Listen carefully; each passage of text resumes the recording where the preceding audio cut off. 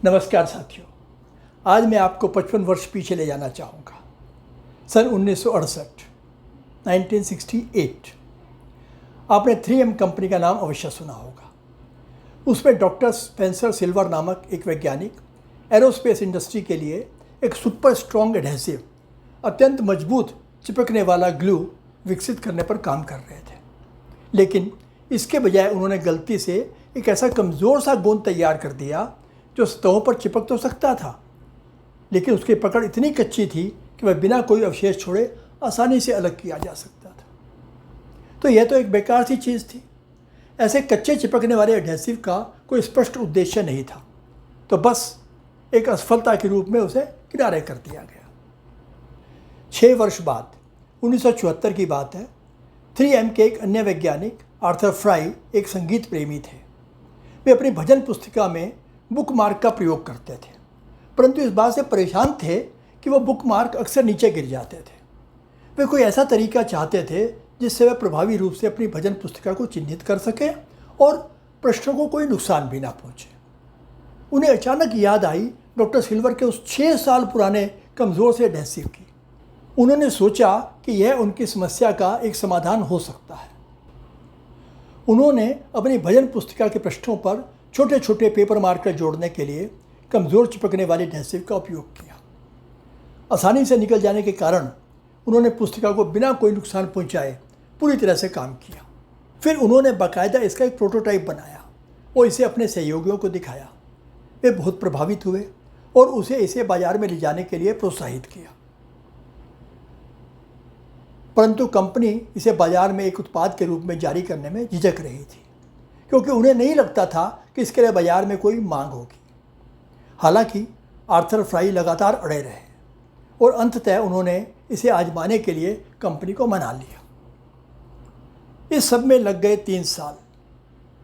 तब press and पील नाम से इस आइटम को पहली बार 1977 में 1977 में बाजार में लाया गया और उन्हें तत्काल सफलता मिली, instant success.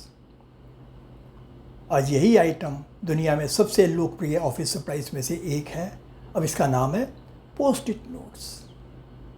Post it notes 100 से अधिक देशों में बनाए जाते हैं और 80 से अधिक भाषाओं में उपलब्ध हैं। हर साल दुनिया भर में 60 अरब से अधिक पोस्ट इट नोट बेचे जाते हैं। 60 अरब, इमेजिन। साथियों, इसके पीछे के महान विचार को समझिए। एक महत्वहीन प्रतीत होने वाले एडहेसिव का उपयोग किसी समस्या को रचनात्मक तरीके से हल करने के लिए। यह घटना इस बात पर प्रकाश डालती है कि लीक से हटकर सोचने का, अप्रत्याशित स्थानों में अवसरों को पहचानने का और असफल या उपेक्षित विचारों को फिर से उपयोग करने के लिए तैयार रहने का क्या परिणाम हो सकता है। और हाँ, यह भी आवश्यक नहीं कि महान विचारों को हमेशा उनकी क्षमता के लिए तुरंत पहचाना जा सके। इससे यह भी स्पष्ट है कि महान विचार कहीं से भी आ सकते हैं और यहाँ तक कि सबसे अप्रत्याशित खोजों का भी संसार पर बड़ा प्रभाव पड़ सकता है। विचारों की भीड़ में कौन सा विचार एक गेम चेंजर सिद्ध हो जाए, कोई नहीं कह सकता। तो आपके लिए आज का क्या टिप है, जानेंगे अपने इस रिमाइंडर के बाद।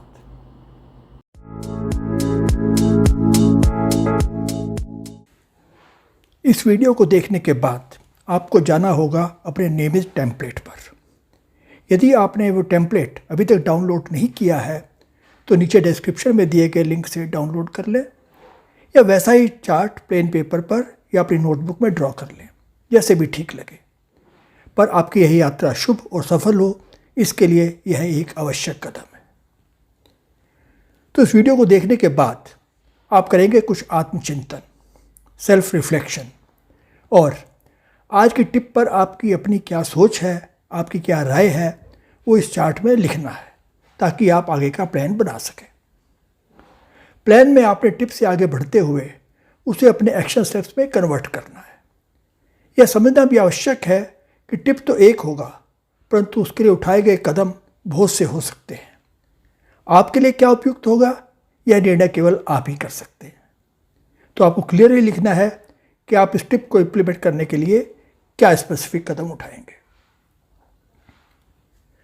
अगला स्टेप है आपका लक्ष्य, यानी टारगेट। आप यह कदम उठाकर कहाँ पहुँचने का लक्ष्य रखते हैं। कहने की आवश्यकता नहीं है कि यह माइलस्टोन बहुत क्लियर और स्पेसिफिक होना चाहिए। अब कहाँ पहुँचना है यह तो निश्चित हो गया, पर कब तक? यदि इसकी कोई तिथि नहीं होगी तो आपके टारगेट का कोई मतलब नहीं रह जाएगा। तो आपको एक निश्चित तारीख तय करनी होगी। और अंतिम सेक्शन है समीक्षा, रिव्यू और आगे की कार्रवाई। यह आपको भी नहीं भरना है। आप कुछ समय बाद यहाँ पर वापस आएंगे अपनी प्रगति देखने के लिए। और जब आप अपना टारगेट अचीव भी कर लेंगे तो भी यह आवश्यक नहीं है कि यात्रा के चरण का अंत हो गया, जब तक आप स्वयं ऐसा निर्णय ना लें। या आप डिसाइड करेंगे कि आपको कोई आगे नया टारगेट, बड़ा टारगेट लेना है या इसे यहीं क्लोज कर देना है। तो समय समय पर आप अपनी प्रगति की समीक्षा करेंगे। ये निर्णय आप स्वयं करेंगे, ऑटोमेटिक नहीं होगा। किसी भी टिप को अच्छी प्रकार समझने के लिए आप किसी ऐसे व्यक्ति से सहायता ले सकते हैं जिस पर आपका विश्वास हो। यदि यह संभव नहीं है तो भी चिंता की कोई बात नहीं। अपने प्रश्न, अपनी शंकाएं वीडियो के नीचे कमेंट सेक्शन में जाकर लिखिए निसंकोच। आप सभी के प्रश्नों का उत्तर देने की पूरी कोशिश की जाएगी। और यदि आपको लगता है कि कोई टिप आपके लिए एप्लीकेबल नहीं है या आप उस पर कोई विशिष्ट योजना, कोई स्पेसिफिक प्लान बनाने की स्थिति में नहीं हैं, तो बस पहला सेक्शन इस टिप पर मेरी समझ और विचार में अपने विचार भरें और आगे बढ़ जाएं। क्योंकि हो सकता है यह टिप आपके लिए आज प्रासंगिक ना हो, परंतु भविष्य के गर्त में क्या छिपा है यह तो कोई नहीं जानता। वैसे भी अपनी यात्रा में अक्सर आपको पीछे मुड़कर देखना चाहिए और अपने पहले के कार्यों की समीक्षा करनी चाहिए और संशोधन करना चाहिए।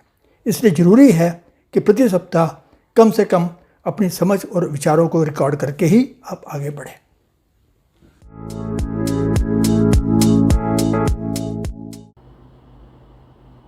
चलिए अब नज़र डाल लेते हैं आज की टिप पर। उत्कृष्ट विचार विषम समय पर प्रकट होते हैं और नुकसान का एहसास होने से पहले ही गायब हो जाते हैं। एक नोटबुक को आइडिया फाइल के रूप में बनाए रखें ताकि जब भी वे आपके दिमाग में आएं तो सभी नए विचारों को रिकॉर्ड कर सकें। यह एक पारंपरिक नोटबुक या सॉफ्ट फॉर्मेट में हो सकता है। आप इन विचारों के साथ क्या कर सकते हैं, यह देखने के लिए सप्ताह में कम से कम एक बार अपने नोट्स की समीक्षा करें। जी हाँ, ये आइडिया फाइल, आइडिया नोटबुक, विचार पुस्तिका, जो भी आप कहें, आपके विचारों को पकड़ने, व्यवस्थित करने, उन पर दोबारा गौर करने, सोचने के तरीकों को सुधारने, नए विचार विकसित करने और अपने विचारों को निरंतर बढ़ावा देने में मदद कर सकती है। हम कुछ ऐसे कदमों की बात करेंगे जिन्हें आप अपनी विचार पुस्तिका का प्रभावी ढंग से उपयोग करने के लिए अपना सकते हैं। नंबर 1, सही प्रारूप चुनें। Choose the right format. तय करें कि आप अपने विचारों को इकट्ठा करने के लिए क्या तरीका अपनाना चाहेंगे, फिजिकल नोटबुक या डिजिटल प्लेटफॉर्म।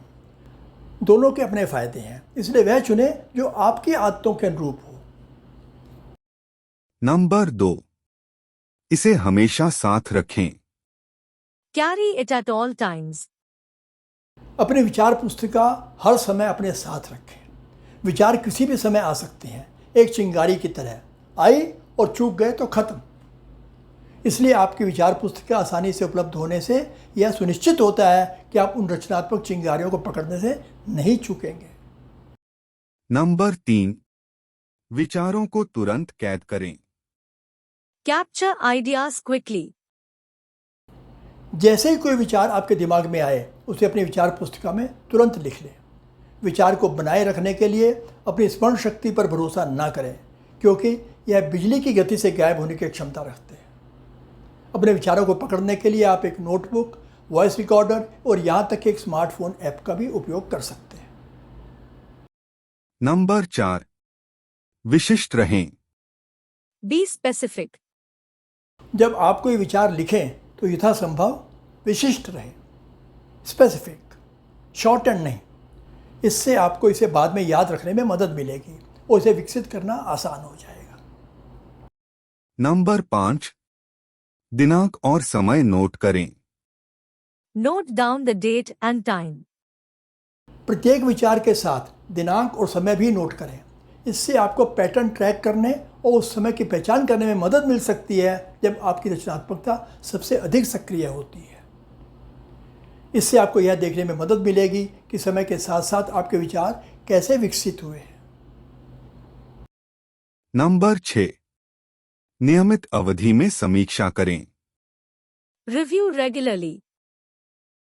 सप्ताह में कम से कम एक बार एक ऐसा समय निर्धारित करें जब आप अपने आइडिया नोटबुक की समीक्षा करेंगे। यह सच है कि विचार विकसित होने में समय लगता है, लेकिन उसकी समीक्षा करना भी अत्यंत आवश्यक है। नियमित रूप से समीक्षा करने से आप यह सुनिश्चित कर सकते हैं कि आप अपने विचारों पर नज़र रख रहे हैं और उन्हें आगे बढ़ाने के लिए काम कर रहे हैं। नंबर 7, हाइलाइट करें या प्राथमिकता दें। Highlight or prioritize. समीक्षा करते समय उन विचारों को चिन्हित करें जो आपके लिए विशिष्ट हैं या जिन्हें लागू करने की आप में क्षमता है। इस तरह आप सबसे आशाजनक विचारों को आसानी से पहचान सकते हैं। नंबर 8, अपने विचारों को वर्गीकृत करें। Categorize your ideas. आपके पास आइडिया नोटबुक में जो भी आइडिया होते हैं उन्हें विषयों के आधार पर कैटेगराइज करें। इस प्रकार व्यवस्थित करने से आपको बाद में उन्हें आसानी से खोजने में मदद मिलेगी। आप अपने विचारों को विषय, प्रोजेक्ट या दिन के समय के आधार पर वर्गीकृत कर सकते हैं। नंबर 9, विचारों का विस्तार करें। Expand on ideas. जो विचार विशेष रूप से दिलचस्प लगते हैं उन पर विस्तार करने के लिए समय निकालें। सोचें कि आप कैसे उन्हें और अधिक प्रभावी बना सकते हैं। यदि आवश्यक हो तो अधिक विवरण जोड़ें, संभावित प्रयोग जोड़ें और यहाँ तक कि स्केचेस भी जोड़ें। इससे विचारों को साकार करने में आपको मदद मिलेगी। नंबर 10, नए विचारों को बढ़ावा दें। Foster new ideas. जब आप अपने विचारों की समीक्षा करें तो ध्यान दें कि क्या आपके नोट्स में कोई नए और अनूठे विचार हैं। उन्हें विकसित करने और आगे बढ़ाने का प्रयास करें। नए विचारों को बढ़ावा देने से आपकी रचनात्मकता और उद्यमशीलता को बढ़ावा मिलेगा। नंबर 11, प्रयोग करने से न डरें। Don't be afraid to experiment. अपने विचारों के साथ नई चीज़ें आजमाने से ना डरें। विचार महान कैसे बनते हैं? जब आप रचनात्मक होते हैं और प्रयोग करते हैं। नंबर 12, कार्यान्वयन की योजना बनाएं। Plan implementation. एक बार जब आप उन विचारों की पहचान कर लें जिन पर आप काम करना चाहते हैं तो इम्प्लीमेंटेशन के लिए एक योजना बनाएं। विचार को छोटे छोटे चरणों में विभाजित करें, लक्ष्य निर्धारित करें और एक समय रेखा निर्धारित करें। नंबर 13, अन्य लोगों के साथ सहयोग करें। Collaborate with others. अपनी विचार पुस्तिका विश्वसनीय मित्रों, गुरुओं या सहकर्मियों के साथ साझा करें। उनकी प्रतिक्रिया प्राप्त करें। वे आपके विचारों में कुछ मूल्यवान योगदान दे सकते हैं। दूसरों से प्रतिक्रिया प्राप्त करने से आपको अपने विचारों को और विकसित करने में मदद मिल सकती है। आपके विचार रिफाइन होते हैं। नंबर 14, असफलता को गले लगाएं। Embrace failure. हर विचार सफलता की ओर नहीं ले जाएगा। इस तथ्य को स्वीकार करें कि कुछ विचार इच्छानुसार काम नहीं कर सकते हैं। अपनी विचार प्रक्रिया को बेहतर बनाने के लिए असफलताओं को सीखने के अनुभव के रूप में उपयोग करें। नंबर 15, उपलब्धियों का उत्सव मनाएं। Celebrate achievements. जब आप अपनी विचार पुस्तिका से किसी विचार को सफलतापूर्वक लागू करते हैं तो अपनी उपलब्धि का उत्सव मनाने के लिए कुछ समय निकालें। यह भविष्य के लिए खुद को प्रेरित करने का एक शानदार तरीका है। नंबर 16, जिज्ञासु बने रहें। Stay curious.